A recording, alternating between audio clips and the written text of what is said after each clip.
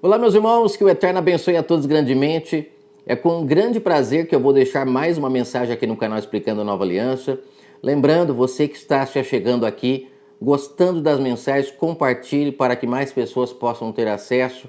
Curta, se inscreva, comente, para que o YouTube mostre essas mensagens para mais pessoas.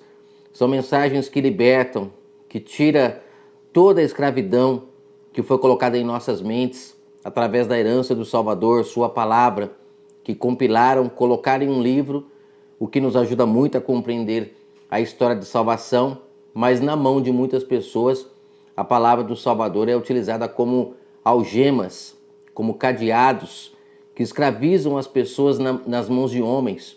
E não foi para isso que nós fomos comprados para sermos livres, como Paulo fala no livro de Gálatas. Mas muitas pessoas aceitam praticar obras da carne por causa do fermento que fizeram com o livro Bíblia, colocando o Novo Testamento se iniciando no nascimento do Salvador, para que a humanidade praticasse obras que foram necessárias para Israel, que precisava ver para crer. Este canal tem como objetivo fazer você entender de fato o que é a nova aliança, para que você possa ser livre para buscar o Pai em espírito e em verdade, como ele disse para a mulher samaritana. Se a nova aliança começasse no início lá de Mateus, o Salvador não teria dito para a mulher samaritana que está chegando a hora. Você percebe que ainda não tinha chegado a hora ainda da nova aliança, né? Se já estivesse acontecendo a nova aliança, ele teria falado para ela que já há muito tempo já estavam buscando o Pai em espírito e em verdade. Mas não, ele fala que está chegando a hora, que nem no templo nem no monte mais vocês me buscarão, ou seja, de forma física, através de homens, mas vocês buscarão ao Pai em espírito e em verdade. E lá ele fala que esses são os verdadeiros, que de fato buscam o Pai de forma verdadeira, que entendem o plano de salvação. Então precisamos tirar todo o fermento para compreendermos o plano do Criador. Eu gostaria hoje de gravar aqui a mensagem sobre as 10 virgens, uma mensagem muito interessante. Eu quero falar sobre essa mensagem porque eu comentei um pouco sobre ela na parábola dos talentos, a mensagem que eu gravei sobre a parábola dos talentos. Como eu estou gravando algumas parábolas, eu vou dar sequência nas parábolas, porque quando se entende as parábolas, que foi a primeira coisa que meu entendimento se abriu, quando chegou a mim a luz da palavra, quando se entende as parábolas, o resto fica mais fácil de compreender. É como eu falei na parábola da vinha e também falei na parábola dos talentos.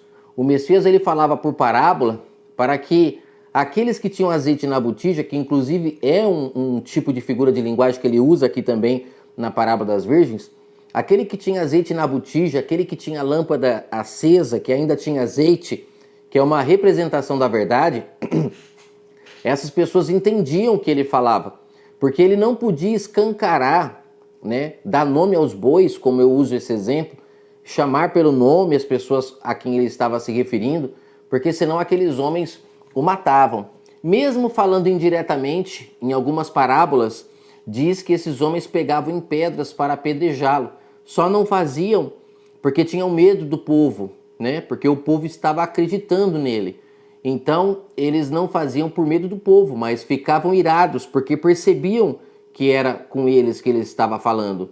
Como na parábola dos talentos, que eu falei na parábola dos talentos, que esses talentos era a riqueza do Espírito Santo do Pai que foi dado para aqueles homens serem sacer. Sacer vem de sagrados, né? Eles não tinham nada para ser sagrado. O Pai os consagrou com o seu Espírito Santo para que eles tivessem compreensão da verdade para preparar a noiva, que são as virgens, para que o noivo, quando viesse, pudesse se casar.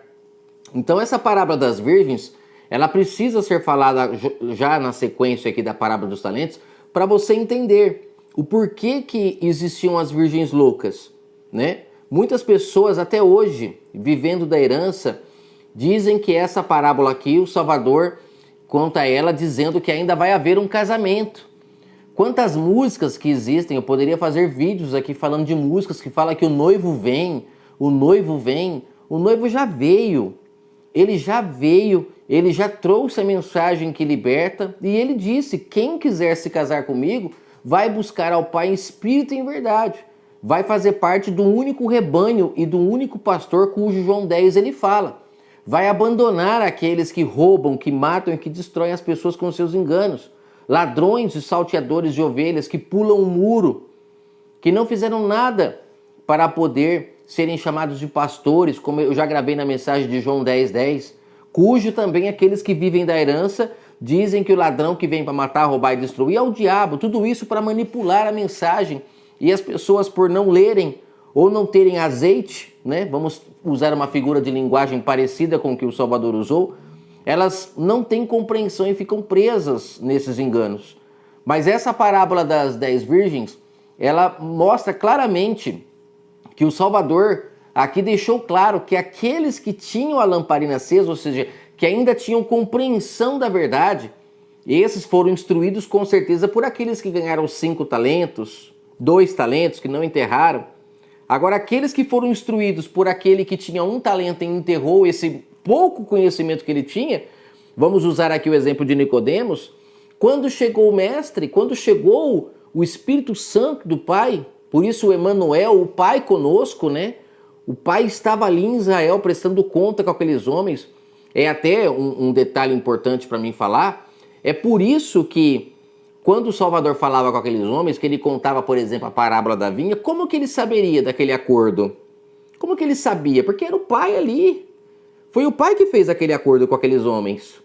Quando lá ele fala, destrua esse templo que eu vou levantar, e aqueles homens falam que em 45, acho que foi 45 anos demoramos, né, para levantar o templo, não lembro se foi exatamente essa quantidade que está escrito, mas foi muito tempo.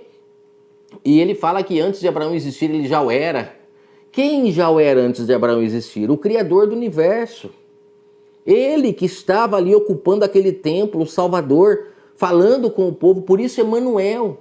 Mas o sistema idolatra o Salvador para tirar o foco da mensagem que o Criador veio prestar conta com aqueles homens, cujo em Malaquias, no capítulo 10, capítulo 3, está escrito que eu virei. Quem viria?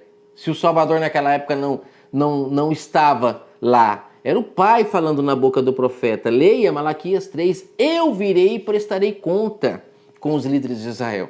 Então, a parábola das 10 virgens é interessantíssima porque o Salvador está mostrando que muitas dessas virgens que foram prostituídas por aqueles que não usaram bem o talento do Criador. Então ele fala que o reino de Deus é semelhante a 10 virgens que, tomando as suas lâmpadas, saíram ao encontro do noivo. 5 delas eram insensatas e 5 eram prudentes.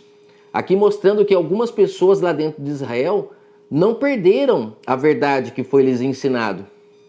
Ora, as insensatas, tomando as lâmpadas, não levaram azeite, ou seja, não tinham conhecimento sobre a mensagem do Criador. Por quê? Porque foram atrás de guias cegos, como o Salvador falou em Mateus 23. Cego que cega um cego cai em abismo. Esse cair em abismo é justamente essa falta de compreensão da verdade que fez com que muitas pessoas crucificassem o Salvador, porque não compreenderam a sua mensagem, não tinham azeite consigo. Aí fala que as prudentes, porém, levaram azeites em suas vasilhas, juntamente com as lâmpadas. Ou seja, porque tinham azeite, tinham a verdade do Pai. E conforme o Salvador falava, elas entendiam. Ah, estou entendendo. Lembra da mulher samaritana? Voltando a falar dela novamente. Quando ela começa a conversar com ele, de primeiro momento ela não reconhece, mas depois ela o reconhece. E ela sai gritando para todos, o noivo está entre nós.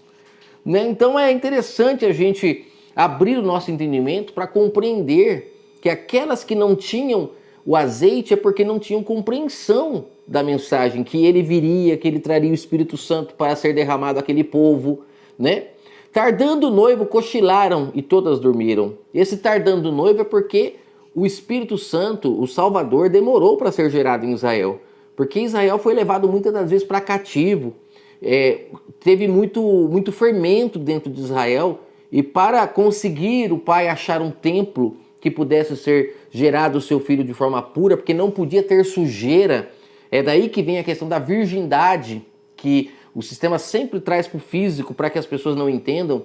Quando fala que o Salvador nasceu de uma virgem, é porque nasceu de um entendimento puro, que não tinha contaminação de maridos, que espiritualmente falando, maridos são guias que o povo de Israel, como a mulher samaritana que teve 5 maridos, aprendeu a adorar no monte, e o Salvador fala, nenhum daqueles maridos é seu marido. Por quê? Porque ela era uma israelita.